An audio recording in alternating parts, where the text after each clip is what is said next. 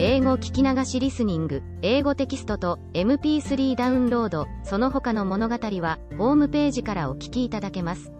88thpp.com 88thpp.com Chapter 6. A further account of the Academy. The author proposes some improvements, which are honorably received. In the school of political projectors, I was but ill entertained, the professors appearing, in my judgment, wholly out of their senses, which is a scene that never fails to make me melancholy. These unhappy people were proposing schemes for persuading monarchs to choose favorites upon the score of their wisdom, capacity, and virtue, of teaching ministers to consult the public good, of rewarding merit, great abilities, eminent services, of instructing princes to know their true interest, by placing it on the same foundation with that of their people, of choosing for employments persons qualified to exercise them, with many other wild, impossible chimeras, that never entered before into the heart of man to conceive, and confirmed in me the old observation, that there is nothing so extravagant and irrational, which some philosophers have not maintained for truth. But, however, I shall so far do justice to this part of the Academy, as to acknowledge that all of them were not so visionary. There was a most ingenious doctor, who seemed to be perfectly versed in the whole nature and system of government.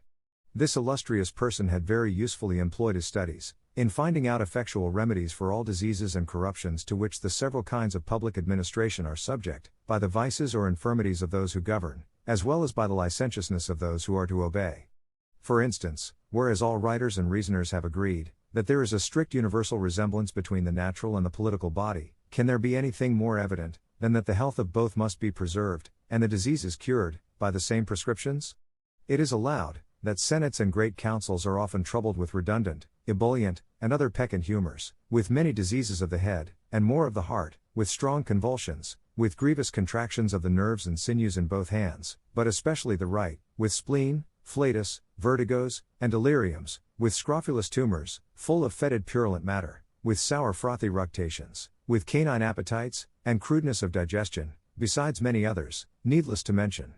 This doctor therefore proposed, that upon the meeting of the Senate, certain physicians should attend at the 3 first days of their sitting, and at the close of each day's debate feel the pulses of every senator, after which, having maturely considered and consulted upon the nature of the several maladies, and the methods of cure, they should on the 4th day return to the Senate House, attended by their apothecaries stored with proper medicines, and before the members sat, administer to each of them lenitives, apparatives, obstrusives, corrosives, restringents, palliatives, laxatives, cephalalgics, icterics, apophlegmatics, acoustics, as their several cases required, and, according as these medicines should operate, repeat, alter, or omit them, at the next meeting. This project could not be of any great expense to the public, and might in my poor opinion, be of much use for the dispatch of business, in those countries where senates have any share in the legislative power, beget unanimity, shorten debates, open a few mouths which are now closed, and close many more which are now open, curb the petulancy of the young, and correct the positiveness of the old, rouse the stupid, and damp the pert. Again, because it is a general complaint, that the favorites of princes are troubled with short and weak memories, the same doctor proposed, that whoever attended a first minister, after having told his business, with the utmost brevity and in the plainest words, should, at his departure, give the said minister a tweak by the nose, or a kick in the belly, or tread on his corns, or lug him thrice by both ears, or run a pin into his breech, or pinch his arm black and blue, to prevent forgetfulness, and at every levee day, repeat the same operation, till the business were done, or absolutely refused. He likewise directed, that every senator in the great council of a nation, after he had delivered his opinion, and argued in the defense of it, should be obliged to give his vote directly contrary, because if that were done, the result would infallibly terminate in the good of the public. When parties in a state are violent, he offered a wonderful contrivance to reconcile them. The method is this: you take 100 leaders of each party, you dispose them into couples of such whose heads are nearest of a size, then let 2 nice operators saw off the occiput of each couple at the same time, in such a manner that the brain may be equally divided. Let the occiputs, thus cut off, be interchanged, applying each to the head of his opposite party man. It seems indeed to be a work that requires some exactness, but the professor assured us, that if it were dexterously performed, the cure would be infallible.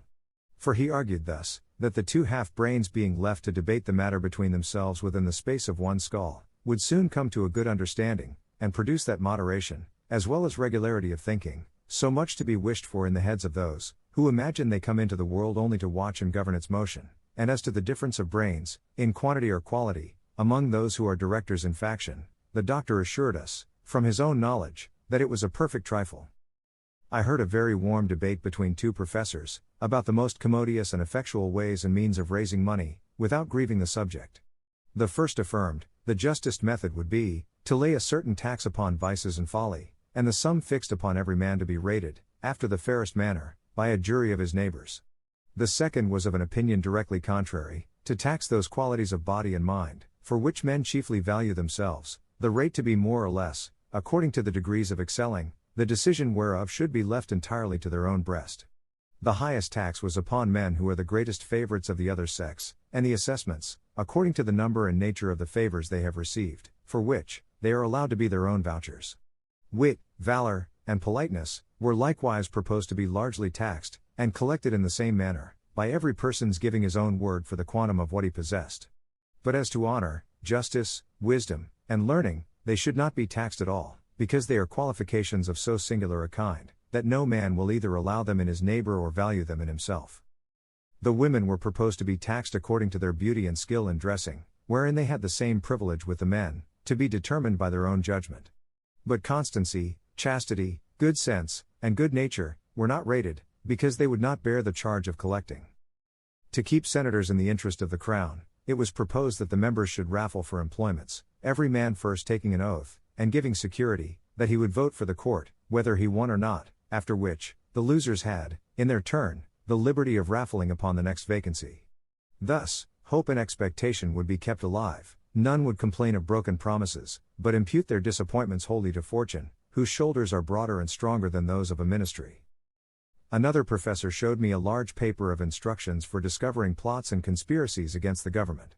He advised great statesmen to examine into the diet of all suspected persons, their times of eating, upon which side they lay in bed, with which hand they wiped their posteriors, take a strict view of their excrements, and, from the color, the odor, the taste, the consistence, the crudeness or maturity of digestion, form a judgment of their thoughts and designs, because men are never so serious, thoughtful, and intent, as when they are at stool, which he found by frequent experiment, for, in such conjunctures, when he used, merely as a trial, to consider which was the best way of murdering the king, his ordure would have a tincture of green, but quite different, when he thought only of raising an insurrection, or burning the metropolis.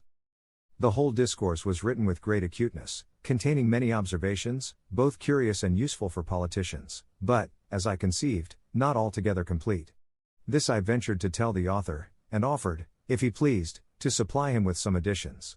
He received my proposition with more compliance than is usual among writers, especially those of the projecting species, professing he would be glad to receive further information.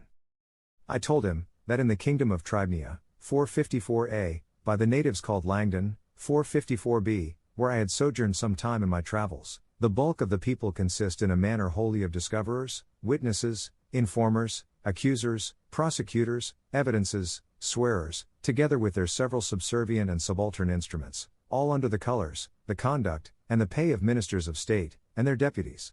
The plots, in that kingdom, are usually the workmanship of those persons who desire to raise their own characters of profound politicians, to restore new vigor to a crazy administration, to stifle or divert general discontents, to fill their coffers with forfeitures, and raise, or sink the opinion of public credit, as either shall best answer their private advantage. It is first agreed and settled among them, what suspected persons shall be accused of a plot, then, effectual care is taken to secure all their letters and papers, and put the owners in chains. These papers are delivered to a set of artists, very dexterous in finding out the mysterious meanings of words, syllables, and letters. For instance, they can discover a close stool, to signify a privy council, a flock of geese, a senate, a lame dog, an invader, a cod's head, a dash, the plague, a standing army, a buzzard, a prime minister, the gout, a high priest, a gibbet, a secretary of state, a chamber pot, a committee of grandees, a sieve, a court lady, a broom, a revolution, a mousetrap, an employment, a bottomless pit, a treasury, a sink, a court, a cap and bells, a favorite, a broken reed, a court of justice, an empty tun, a general, a running sore, the administration. 455. When this method fails, they have two others more effectual, which the learned among them call acrostics and anagrams. First, they can decipher all initial letters into political meanings. Thus N shall signify plot, B, a regiment of horse, L, a fleet at sea, or, secondly, by transposing the letters of the alphabet in any suspected paper, they can lay open the deepest designs of a discontented party. So, for example, if I should say, in a letter to a friend, our brother Tom has just got the piles, a skillful decipherer would discover that the same letters which compose that sentence may be analyzed into the following words: resist, a plot is brought home, the tour. And this is the anagrammatic method. The professor made me great acknowledgments for communicating these observations, and promised to make honorable mention of me in his treatise. I saw nothing in this country that could invite me to a longer continuance, and began to think of returning home to England. 英語聞き流しリスニング、英語テキストと MP3 ダウンロード、その他の物語は、ホームページからお聞きいただけます。88thpp.com 88thpp.com